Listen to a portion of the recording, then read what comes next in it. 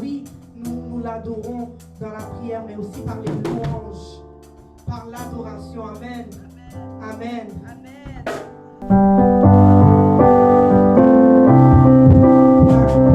Tapez des mains.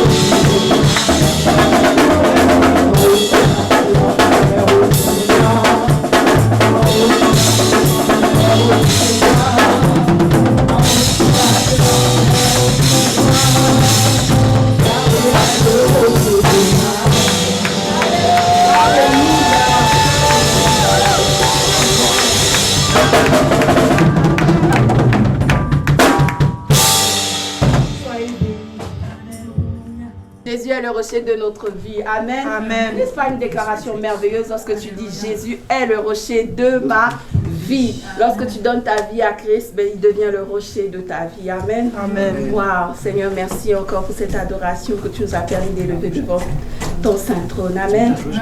Je vais vous inviter à...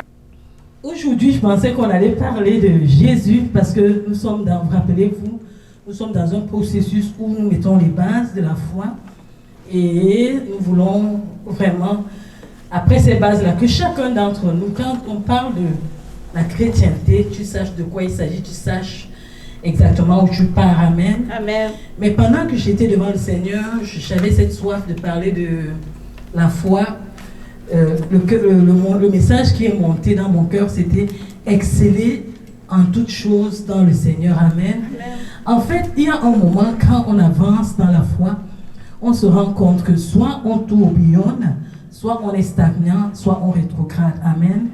Le mouvement de la chrétienté, le mouvement d'aller vers le Seigneur est un mouvement dynamique, est un mouvement qui prend un pas après un autre. Amen. Amen. Fait que si tu dis que tu es chrétien et qu'en 1900, tu étais à la position A, en 2000, tu te retrouves à la position A, il faut questionner ta foi. Amen. Amen. Parce que Dieu t'appelle, Dieu m'appelle à exceller. À un moment donné, il dit même, soyez parfaits. Amen. Ça veut dire qu'il y a un mouvement. Tu dois te déplacer d'un point A à un point B ou à un point X, à un point Z. Amen.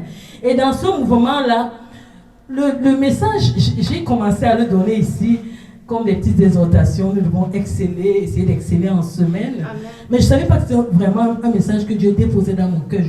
Je donnais un encouragement pour que chacun d'entre nous fasse un mouvement à l'intérieur, un mouvement à l'extérieur. Amen. Amen. Et pendant que je méditais sur Jésus, c'est le message de l'excellence qui venait dans mon cœur. J'ai dit, ok, je vais le faire comme un petit partage pour toi et pour moi, pour nous encourager, amen, à aller de l'avant. Amen. Amen. Quand je parle de l'excellence, je m'inspire du passage de 2 Corinthiens au chapitre 8 à partir du verset 7. Amen. Il est écrit, de même que vous excellez en toutes choses, en foi, en parole, en connaissance, en zèle, à tous égards, et dans votre amour pour nous, faites en sorte d'exceller aussi dans cette œuvre de bienfaisance. Amen. Amen. En fait, ici, c'est Paul qui parle à l'église de Corinthe. Et quand nous regardons la définition du mot exceller, l'expression c'est être prépondérant. Amen.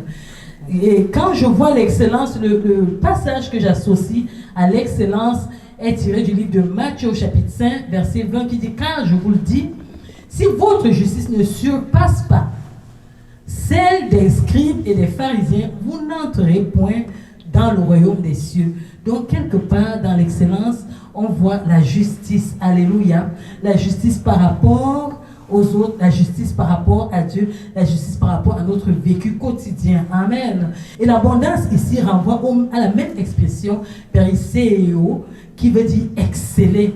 Donc, l'excellence, quand on nous parle de l'excellence, ce n'est pas juste un mouvement d'avancée, ça implique d'autres concepts. Amen. Amen. Et je ne voudrais pas aller dans trop de conceptualisation du mot excellent. J'aimerais qu'on soit pratique. Quand Paul parle ici, Paul s'adresse à l'église de Corinthe. Quand vous lisez le 2 Corinthiens dans le chapitre 1, voici ce qui est écrit. Paul, apôtre de Jésus-Christ, par la volonté de Dieu, et les frères et le frère Timothée, à l'église de Dieu qui est à Corinthe, et à tous les saints qui sont dans toute la Caïe. Amen. Ça veut dire que c'est une lettre, c'est comme un encouragement écrit que Paul fait aux Corinthiens. Amen. Amen. Et nous voyons que Paul ici, là, c'est la lettre ici, quand nous lisons le 2 Corinthiens, c'est environ divisé en 13 chapitres, on va dire en 13 lettres, que Paul écrit à ses bien-aimés, à l'église de Corinthe. Et quand nous regardons la Corinthe est l'une des grandes cités grecques de l'Antiquité, et ça, elle n'était pas trop focalisée dans la politique, elle était plus dans le commerce. Amen. Et Corinthe était dans une ville riche où il y avait plein de commerçants. Et vous savez où il y a le commerce? Il y a le commerce généralement. Écoute, le matin on se lève, on pense à nos affaires, on pense à prospérer financièrement et tout. Et Paul se rend donc compte que dans cette ville de Corinthe là, il y a un grand manque. Dans la vie des chrétiens de Corinthe, il y a un manque. Il y a le manque d'amour, il y a le manque de donner du don. Amen. Amen.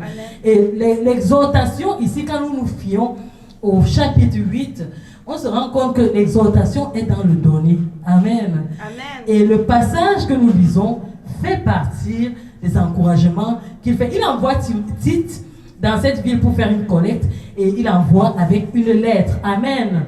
Et nous savons, quand nous lisons l'histoire, que la ville de Corinthe est une ville qui était puissante dans le commerce maritime. Amen.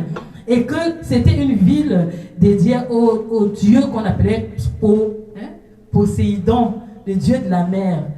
Donc, quand nous lisons, actuellement on parle plus des sirènes d'eau et tout ça, mais il y avait un dieu à ce temps-là, un dieu de la mer qui peut-être existe encore et qui est vénéré là-bas. Mais c'était ça à Corinthe, vraiment. Amen. Amen. Fait que, écoute là, ils étaient tous tournés vers Poséidon, vers Apollon, les dieux qui régnaient, les dieux du commerce, les dieux qui vénéraient dans cette cité-là. Amen. Amen. Donc ils avaient un mode de vie agité. Vous savez, là où il y a le commerce, si vous êtes déjà allé dans un marché, vous allez prendre compte qu'il y a l'agitation, les gens montent, ils descendent, ils marchandent, ils achètent, on revend. C'est vraiment cette activité-là qu'il y avait à Corinthe. Donc imaginez une église placée dans un endroit où il y a vraiment beaucoup de commerce et tout ça. Ça veut dire que c'est une église, c'est pas évident de louer Dieu dans ce genre de conditions-là. Amen. Et les chrétiens de Corinthe niaient la résurrection de Christ. Fait que Paul vient donc leur dire que c'est un fondement en fait. Le fondement de la foi chrétienne là, c'est la résurrection de Jésus-Christ. Amen. Amen. Et cette résurrection-là me concerne, cette résurrection-là te concerne aussi. Alors Paul lance donc cet appel aux Corinthiens d'avoir le partage au milieu d'eux, parce que la chrétienté, ce n'est pas seulement venir à l'église, ils doivent faire des dons. Amen. Amen. Il va dire, écoutez, votre superflu là, comme vous faites le commerce, vous avez de l'argent, apprenez à donner entre vous, apprenez à vous aider, apprenez à manifester l'amour les uns envers les autres. Amen. Et dans cette conception-là, c'est là qu'il va leur dire donc d'exceller. Mais il ne va pas leur dire d'exceller seulement dans le don. Il va s'appuyer dans le passage qui nous intéresse sur 4 fondements que toi et moi nous devons avoir. Le premier fondement ici, c'est la foi. Il dit exceller en foi. Quand nous considérons le mot foi, nous allons dans le livre, généralement quand on parle de la foi, on va dans le livre d'Hébreux. La foi est la ferme assurance des choses que nous espérons, une démonstration des choses que nous ne voyons pas. Amen. Mais la foi n'est pas seulement la ferme assurance des choses que nous espérons. La foi se base sur la croyance, la confiance que nous avons envers Dieu. Amen. Amen. Et l'attitude ici là, que l'homme doit avoir devant Dieu, c'est traduit par le latin fides ou bien le grec pistis, et qui sont les sens premiers quand nous considérons l'expression confiance. Amen. C'est une confiance absolue, une confiance totale. C'est-à-dire, on peut aller jusqu'à dire une confiance aveugle en Dieu. Amen. Amen. En sa capacité d'agir, en sa capacité d'intervenir dans notre vie. Amen. La confiance, la foi aussi, fait appel à un engagement total. Pas un engagement intermédiaire, pas un engagement secondaire, pas un engagement quand on a le temps, mais un engagement total. Vous allez vous rendre compte que les gens qui ont cet engagement total envers le Seigneur sont des gens qui excellent, sont des gens que Dieu utilise puissamment, sont des gens avec qui Dieu fait des miracles. Amen. Amen. Sont des gens qui ont une vie extraordinaire. Pose pour Dieu, tu deviens comme, vous voyez, il dit comment on dit, la pièce maîtresse, l'angle, la pierre à l'angle. Alléluia. Tu deviens comme une plate tournante. Ou quand Dieu veut faire les choses dans les vies des gens, il les envoie à côté de toi. Quand ces gens-là viennent, ils reçoivent quelque chose. La dame, elle ne me connaissait pas. Elle est venue et j'ai prié pour elle. J'ai prié 1 minute pour elle. Alléluia. Elle est partie. Un autre est venu. Je vous assure, c'est beau d'être connecté à Dieu. Amen. Un autre est venu pendant qu'il était devant moi. Je lui ai encore dit. Je lui ai dit son problème et je lui ai dit, regarde, voilà la solution de ton problème. Alléluia. Et il est parti, il a eu la solution. Je veux rendre grâce à Dieu. Je vous donne ces témoignages pour vous encourager à passer du temps dans la présence de Dieu, à mettre votre confiance totale en l'Éternel. Vous savez pourquoi Dieu a disposé ces choses? Parce que dans ma prière, je lui dis, Seigneur, je veux être une bénédiction pour quelqu'un aujourd'hui. Je me dispose pour toi. Utilise-moi à ta gloire. Je n'ai peut-être pas le temps d'aller me balader, mais j'ai un temps quelque part où tu peux m'utiliser. Utilise-moi. Et je me suis rendu compte que vraiment quand je te dispose, Dieu le fait. Alléluia. Et je t'encourage aussi, toi qui m'écoutes, à te disposer, à avoir cette totale confiance en Dieu qui peut faire quelque chose au travers de toi, dans n'importe quelle circonstance. Si tu es disposé, il va amener les gens qui sont dans le besoin. Alléluia. Fait que, parlant de la foi, c'est dans cette confiance totale-là que Dieu est capable de t'utiliser, que Dieu est capable de faire dans ta vie, que Dieu est capable de changer quelqu'un au travers de toi, que Dieu est capable de guérir quelqu'un lorsque tu élèves la voix pour prier pour cette personne, que Dieu est capable de changer les conditions de quelqu'un lorsqu'il s'approche véritablement de Dieu. Alléluia. Avoir cette confiance totale. Nous avons vu la femme à la perte du sang. Lorsqu'elle s'approchait, elle disait, si je peux seulement toucher son vêtement. Alléluia. Amen. Elle avait la confiance que si je touche le vêtement, le miracle va se faire. Amen. Elle ne savait pas comment. Elle ne savait pas si Jésus allait même savoir qu'elle avait cette foi-là. Mais sa foi a déclenché, pas seulement un miracle, mais que le Seigneur s'arrête. Alléluia. Amen. Donc, la foi est manifeste. Elle est comme ce don gratuit. La foi est comme cette fidélité sans faille que nous avons envers le Seigneur. Amen.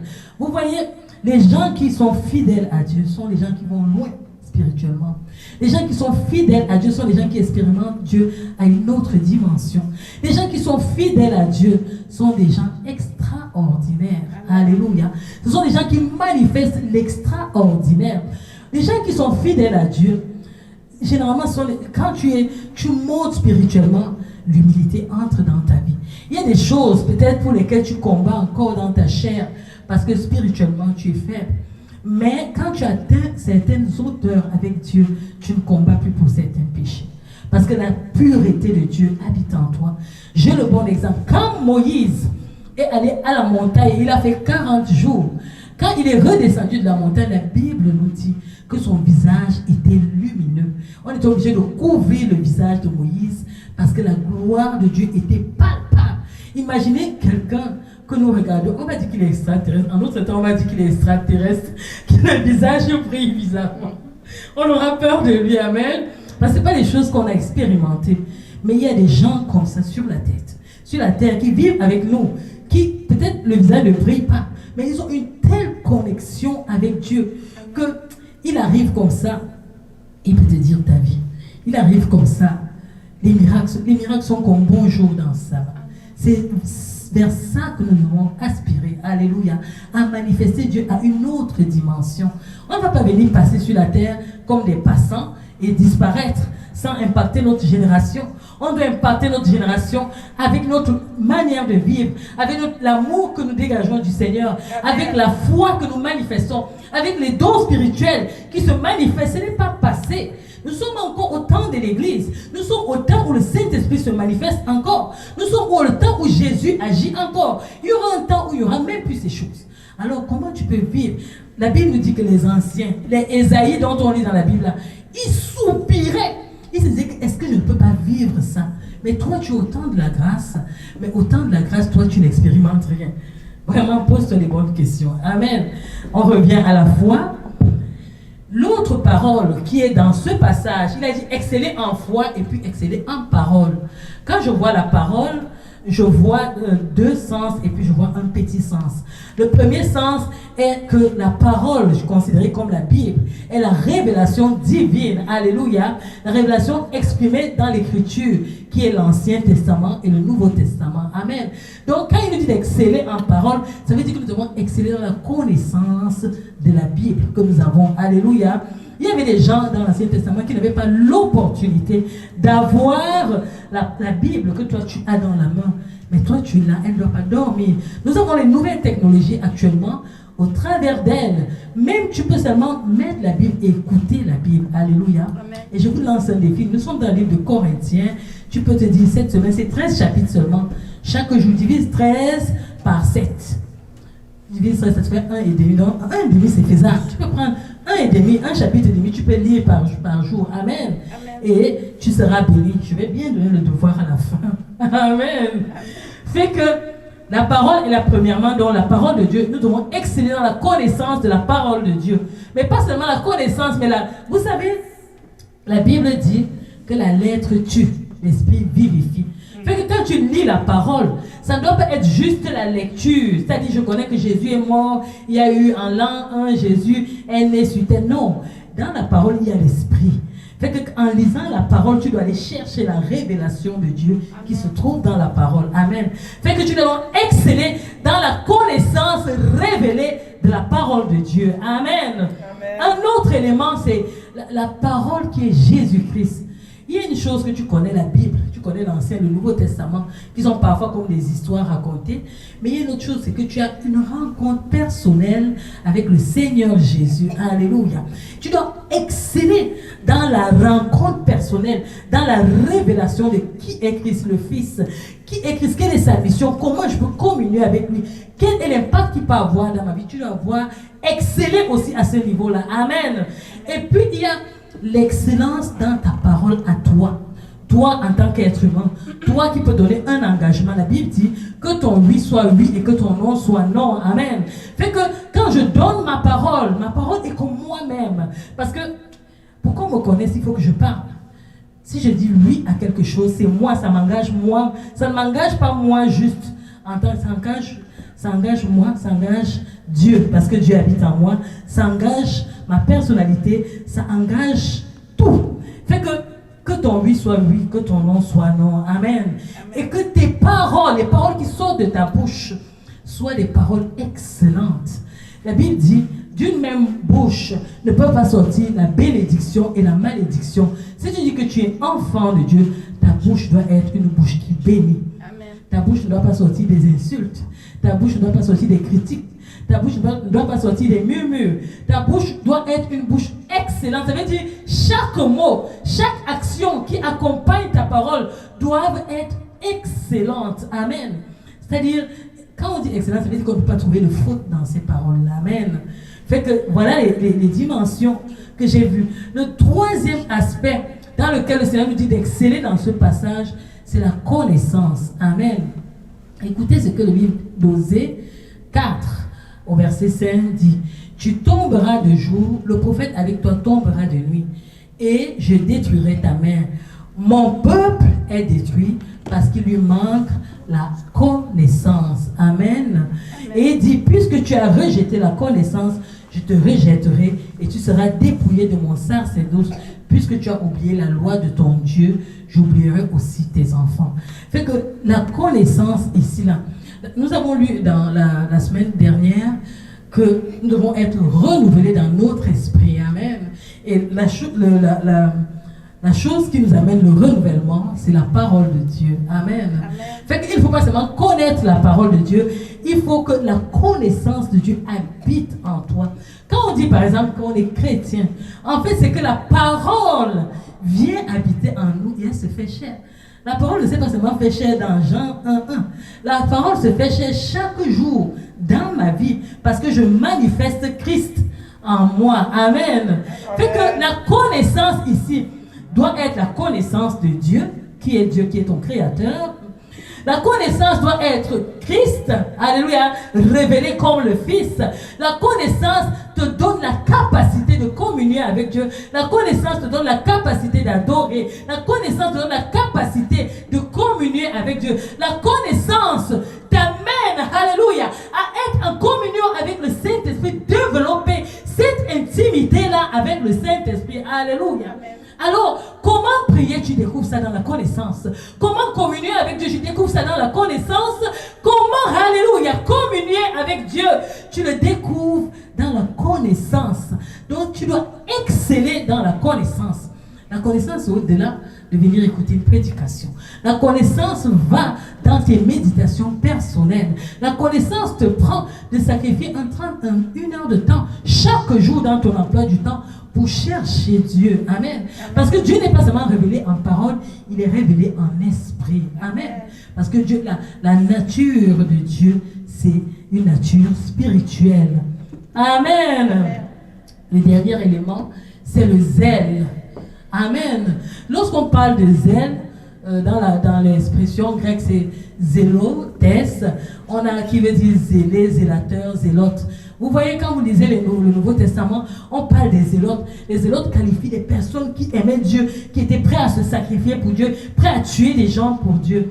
Et quand vous lisez la parole de Dieu, vous vous rendez compte que Paul faisait partie des zélotes. Paul faisait partie des gens qui persécutaient l'église de Christ. Il aimait tellement Dieu que quand il a appris qu'il y a un nouveau vent, un nouveau homme, de nouvelles personnes qui parlent d'une doctrine étrange d'un Jésus, il a dit, écoutez, donnez-moi les lettres. Moi, je vais aller les emprisonner, je vais les tuer, je vais faire tout ce qu'il faut pour finir cette secte-là, jusqu'à ce qu'il rencontre Jésus-Christ. Amen. Fait que ici, le zèle, le mot zèle dans l'écriture, c'est Paul qui l'incarne très bien. Amen. Et Paul ici là avait un zèle à cause des traditions de ses pères, à cause du judaïsme, à cause de son église. Donc c'est un empressement à faire quelque chose. C'est une boule d'énergie qu'on manifeste. Amen. Le zèle de quoi ici? On parle du zèle associé à la foi. Le zèle de prêcher l'évangile, le zèle de faire l'œuvre de Dieu, le zèle de venir à l'église, le zèle de parler de Christ à son ami, le zèle de prier, le zèle de méditer la parole. Tu dois être, lorsqu'il s'agit de Dieu, tu dois avoir du zèle. Et ici, Paul dit aux autres que regardez, moi j'ai marché dans ces pas de zèle là. Ayez du zèle, amen. Ayez du zèle pour faire l'œuvre de Dieu. Ayez du zèle à marcher comme Dieu le demande. Amen. Amen. La foi, la connaissance, la parole, le zèle. Amen. Amen. Dieu nous dit ce dimanche d'exceller dans ces 4 choses-là. Alors, lorsqu'on parle de la connaissance, est-ce que je connais Dieu? Comment je connais Dieu? De quelle façon je dois connaître Dieu? Amen. Lorsqu'on parle du zèle, le zèle de quoi? Envers qui? Et pourquoi? Amen. Lorsqu'on parle de la foi, la ferme confiance, la confiance en qui? La confiance de faire quoi? La confiance manifestée de quelle manière et pour quel fruit? Alléluia. Lorsqu'on parle de la parole Bible, la parole Christ et ma parole à moi-même. Amen. Est-ce que j'excelle donc? Est-ce que si la question m'était posée ce soir, est-ce que je peux dire que j'excelle dans ma foi? Est-ce que j'excelle dans la connaissance de Dieu? En fait, j'ai envie de laisser même les gros mots. J'ai envie de te poser des questions simples. Est-ce que tu médites la parole de Dieu? Est-ce que chaque jour, dans ton emploi du temps, il y a un petit temps ou un grand temps, ou peu importe comment tu le définis, que tu mets à côté pour Dieu? Est-ce qu'il y a dans ton emploi du temps un temps que tu mets à côté pour prier Dieu, pour intercéder même pour les nations, pour ton frère, pour ta soeur? Est-ce qu'il y a un temps que tu mets de côté pour essayer de connaître Christ? Ce n'est pas seulement prier et méditer, mais connaître qui est Dieu, qu'est-ce qu'il demande pour moi, connaître qui est Jésus, quelle est sa mission, connaître le Saint-Esprit. Notre collaborateur actuellement, c'est le Saint-Esprit. Est-ce que tu le connais? Est-ce que tu connais ses qualités? Est-ce que tu connais comment communier avec lui? Est-ce que tu développes ce côté-là? Est-ce que tu excelles dans ça? Parce que quand on dit exceller, ça veut dire que tu as l'habitude de faire quelque chose déjà. Et après, maintenant, quand tu fais cela, quand tu commences à exceller, ça veut dire que tu fais la moyenne. Vous comprenez? On dit il y a la moyenne, prenons la moyenne sur 20. Quand tu as l'habitude de faire quelque chose, on va dire que tu es dans la moyenne, tu es dans les 10, tu es dans les 12. Mais quand tu commences à exceller, tu montes dans les 15, 16, 17. Est-ce que si on prend ta foi, on la divise en 20 sur 20, est-ce que tu penses que tu excelles, tu vas dans les 12, 13, 14, 15? Il faut te remettre en question, c'est très important. Amen. L'exhortation de Paul en ce moment pour toi et pour moi est encore importante. Parce que si dans ta vie, il y a encore ces grands manques de ces 4 éléments seulement que j'ai cités, il va falloir que tu remettes la pendule à l'heure. C'est le temps où tu dois faire de la discipline et que tu commences à exceller. Moi, je dis, ne commence pas par les gros morceaux, commence par les petits morceaux. Commence à exceller. Mets ton temps, 10 minutes chaque jour, où tu pries. Prends 5 sujets de prière sur ta vie. Les 5 sujets de prière, tu pries pour toi. 5 sujets de prière, tu pries pour ta famille. C'est un sujet de prière, tu pries pour ta nation. C'est un sujet de prière, tu pries pour ton école ou bien pour tes projets. C'est un sujet de prière, tu pries pour ta communauté. C'est un sujet de prière, tu pries pour ton pasteur. C'est un sujet de prière, tu pries selon que Dieu t'inspire. Amen. Ça va aller tout doucement en grandissant et tu vas te rendre compte que tu commences à exceller. On commence par être un intercesseur de midi à demain. On commence par des petites choses. Amen. Et on construit et on bâtit. Alléluia. Comment tu manifestes ton zèle? Est-ce qu'en cette semaine, si je te pose la question, tu as parlé de Christ à quelqu'un? On a appelé à prêcher. Jésus a dit, voici la mission qu'il nous a donnée. Quand nous lisons Matthieu, quand nous lisons Marc, dans Marc 16, il dit, allez, faites des nations des disciples. Ta nation, Dieu t'a donné le Canada. Dieu t'a donné Montréal. Dieu t'a donné le lieu où tu travailles. Dieu t'a donné le lieu où tu vas à l'école. Tu parles à qui? Tu as partagé Christ avec qui cette semaine-là? Alléluia. Tu as dit à quelqu'un que Jésus l'aime. Est-ce que tu as partagé ta foi? C'est très important. Amen. Est-ce que dans ta parole, est-ce que tu as du zèle lorsqu'on parle de Dieu? Vous savez, il y a des gens, quand on dit Dieu là, il ferme tout, il sort. Est-ce que Dieu c'est un poids pour toi? Pour faire l'œuvre de Dieu, tu n'as pas besoin qu'on te pousse. Tu as besoin qu'on t'encourage. Le zèle est un feu. Je vous ai rendu témoignage tout à l'heure dans la louange. Quand il s'agit de Dieu, il y a un feu. Dieu est comme une énergie. Quand on définit le Saint-Esprit, on dit une puissance. Alléluia. Le dynamisme ou dunamis, comme on dit en grec. Alléluia. Fait que c'est une énergie, c'est un feu qui descend. Est-ce que tu as du feu? Tu as du zèle lorsqu'il s'agit de Dieu, lorsqu'il s'agit de l'œuvre de Dieu, lorsqu'il s'agit seulement de Dieu. Est-ce que tu sens cette énergie, tu sens ce feu-là? Alléluia. C'est des petites choses par lesquelles tu peux commencer. Amen. Et te poser les bonnes questions. Où ai-je besoin d'exceller? L'excellence, je vous avais dit tout en vous exhortant, ce n'est pas seulement peut-être pour Dieu, même pour toi, même pour ta vie, une vie de qualité. Tu dois exceller. Amen. Tu dois exceller. Apprendre là où il faut apprendre. On doit être humble pour apprendre là où il faut apprendre. Amen. Te rabaisser. Poser les questions, développer cette relation intime avec Dieu, où on peut lui poser des questions. Interroger Dieu, vous serez surpris, répond. Amen. Est-ce que je vais terminer par ci. Vous savez, je me suis posé les questions. Hier, on est allé à un endroit avec des bien-aimés. Et pendant qu'on roulait à cet endroit, pour arriver à cet endroit-là, c'était une cabane à sucre. On a vu un beau paysage. Nous tous, quand nous sommes passés à cet endroit, on a dit, waouh, c'est beau ici. Mais moi, au-delà de la beauté physique, je voyais l'excellence de Dieu. L'excellence de celui-là qui a créé cet endroit-là. Alléluia. Et je me posais la question, je disais à mes bien-aimés, dans mon zèle, on va visiter les nations, on va prêcher l'évangile, on doit aller visiter où le réveil est venu. Mais pendant que quand je suis rentré en moi, après mes émotions, le Seigneur m'a dit, où tu es, tu peux amener le réveil. Amen. Alléluia. Ce n'est pas en allant en Israël, à Zouza, que tu auras le réveil. Amen. Mais c'est en venant dans ma présence. Le lieu le plus important que tu dois fréquenter, c'est la présence de Dieu. C'est la présence de Dieu qui amène le réveil dans ta vie. Alléluia. Fait que si tu dois exceller en une chose, la chose la plus importante, c'est la présence de Dieu. Vous savez, Dieu parle. Quand tu es venu dans sa présence, peut-être les premières fois ça sera comme il ne te parle pas. Mais au fur et à mesure, en développant ce côté-là, tu vas te rendre compte que Dieu parle. Alléluia. Je vais m'arrêter ici. J'aime pas prêcher long, parce qu'après, il y a la distraction qui entre. J'aime qu'on retienne, même si c'est 2-3 choses, mais que ce soit des choses importantes dans nos vies, des choses qui amènent une révolution dans nos vies. Alléluia. Fait que si je dois me résumer dans mon encouragement pour toi en cette journée, c'est premièrement, donne-toi un devoir. Peut-être toi tu peux prendre Jean, une autre personne va prendre Corinthiens. Corinthiens c'est juste 13 chapitres. Tu peux les lire cette semaine. Mais je vais te donner un autre élément qui va t'aider. Ne va pas juste lire Corinthiens. Amen. Va sortir 5 qualités des Corinthiens. Qui étaient les Corinthiens? Amen. Je vous ai parlé un tout petit peu d'eux. Mais va lire Corinthiens. Trouve-nous 5 qualités. 5 bonnes que les Corinthiens avaient. Quand tu lis, mais si tu vas dans 1 ou 2 Corinthiens, tu vas voir que Paul dit beaucoup de choses. Il écrit beaucoup de lettres aux Corinthiens. Ça veut dire qu'il y avait beaucoup de mouvements.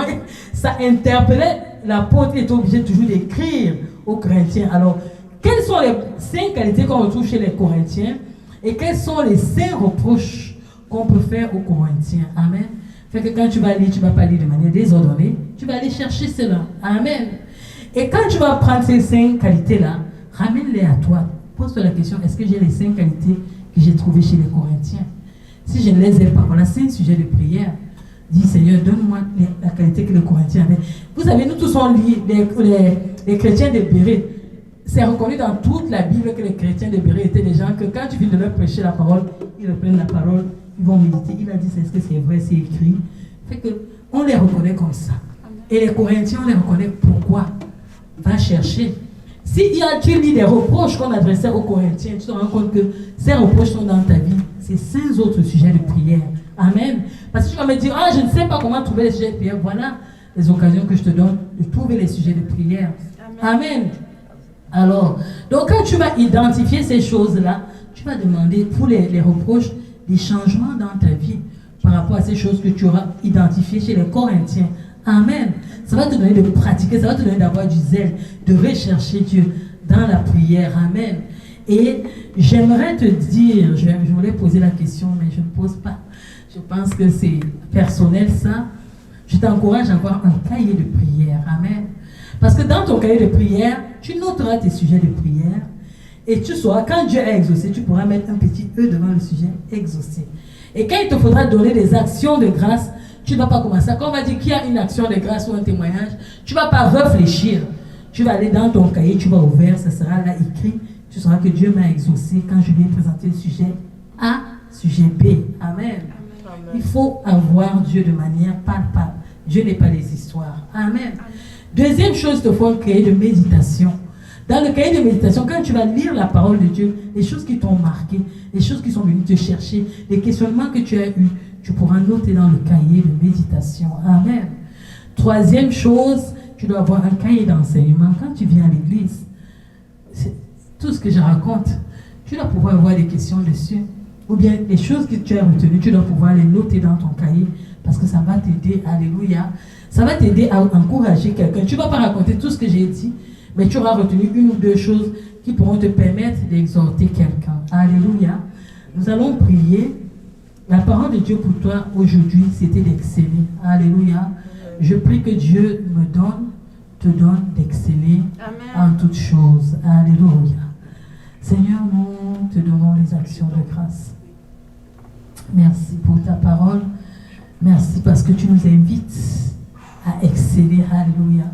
À notre siècle, dans un siècle de vitesse où les choses ont passé l'étape même du physique. Elles sont devenues virtuelles. Mais tu es un Dieu esprit. Alléluia. Je prie afin que tu donnes à mon frère, à ma soeur, à quelqu'un qui va m'écouter, d'exceller dans sa conduite, d'exceller dans sa foi, d'exceller dans le zèle, d'exceller dans la connaissance et d'exceller dans la parole. Alléluia. Je prie afin que notre foi devienne palpable, pratique, et que chaque jour nous manifestions Christ dans nos vies. Je prie, ô Dieu Tout-Puissant, que le dimanche prochain, que nous serons bouillonnants de témoignages de ce que tu auras fait au travers de la parole que tu nous as donnée en cette journée. À ton nom, nous donnons la gloire. Je te recommande, mes bien-aimés, je prie, ô Dieu, que cette semaine soit une semaine particulière, une semaine extraordinaire, une semaine de visitation, une semaine où quelqu'un va découvrir la marche par l'Esprit, une semaine où quelqu'un va découvrir la communion avec le Saint-Esprit, une semaine où quelqu'un va exceller dans son travail, une semaine où quelqu'un va exceller dans sa marche chrétienne, une semaine où quelqu'un va exceller dans ses temps de prière, une semaine où quelqu'un va exceller dans sa méditation de la parole, une semaine où quelqu'un va exceller dans le recevoir de la révélation. Amen. Au travers de ta parole. Oui, une semaine où tu vas nous visiter de diverses façons, Je prie que tu conserves nos vies en toi. Que la vie de Christ soit manifestée, que ta lumière brille là où il y a des ténèbres. Je prie, oh Dieu, que nous excellions en parole, alléluia, en action. Je prie afin que, oh Dieu, notre communion avec toi, que tu prennes plaisir à communier avec nous. Je prie, oh Seigneur, que tu nous donnes pas seulement d'exceller dans les choses spirituelles, même dans les choses physiques, dans notre travail, dans ce que nous entreprenons. Tu nous donnes d'exceller, Seigneur. Lui fais de nous, oh Dieu Tout-Puissant, des chrétiens vrais. Amen. Au nom de Jésus-Christ. Amen. Amen. Amen. Soyez bénis au nom de Jésus. Amen. Dis portes, élevez vos linteaux. Élevez-vous, portes éternelles, que le roi de gloire fasse son entrée. Qui est ce roi de gloire? L'Éternel fort et puissant, l'Éternel puissant dans les combats. Amen. Amen. Portes, élevez vos linteaux, que le roi de gloire fasse son entrée. Mais qui est ce roi de gloire? L'Éternel fort et puissant, l'Éternel puissant dans les combats.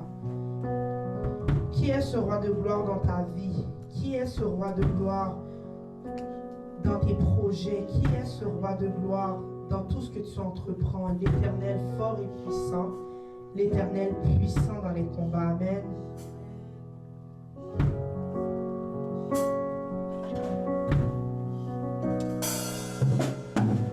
Ils sont guerriers, forts dans les combats. Jéhovah est son nom. Puissant guerrier, fort dans les combats. Jéhovah est son nom. Déclare ça dans ta vie. Puissant guerrier, fort dans les combats. Jéhovah est son nom. Puissant guerrier, fort dans les combats. Jéhovah est son nom. Jéhovah est son nom. Jéhovah est son nom. Jéhovah est son nom. Jéhovah est son nom. Jéhovah est son nom. Jéhovah est son nom. Jéhovah est son nom. Jéhovah est son nom. Jéhovah est son nom. Jéhovah est son nom. Chantons puissant guerrier, fort dans les combats. Jéhovah est son nom. Puissant guerrier, fort dans les combats. Jéhovah est son nom. Puissant guerrier, fort dans les combats. Jéhovah est son nom. Puissant guerrier, fort dans les combats. Jéhovah est son nom. Jéhovah est son nom. Jéhovah est son nom.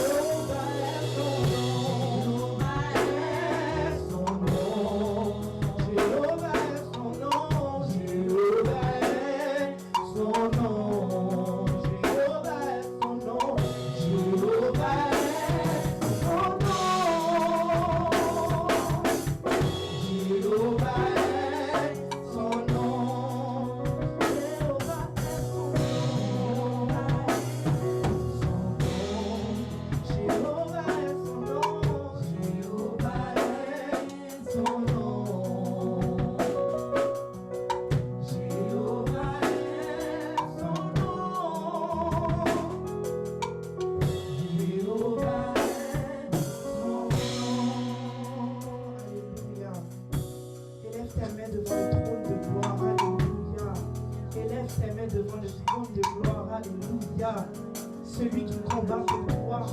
Alléluia. Alléluia. Alléluia. L'agneau est élevé. Signez l'agneau. Signez l'agneau. Signez l'agneau. Signez l'agneau qui combat pour toi, qui te fait avoir la victoire sur tes ennemis. Signez l'agneau. Alléluia. Prie à ton Dieu. Dis à ton Dieu ce qu'il y a sur ton cœur, ce que ton cœur désire vraiment.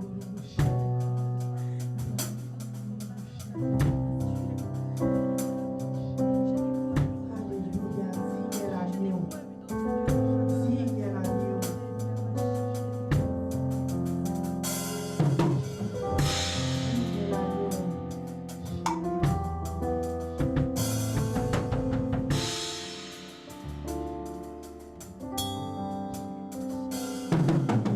Signez l'agneau.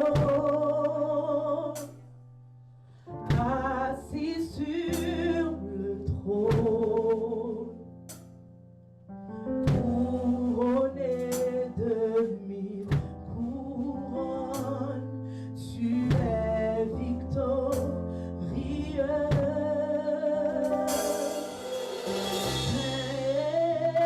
Élevé, Jésus, Fils de Dieu, le trésor des cieux fut crucifié. Signez l'agneau, signez l'agneau, oh, signez l'agneau, signez l'agneau. Assis sur le trône, couronné, couronné de 1000 coups, tu es victorieux, victorieux.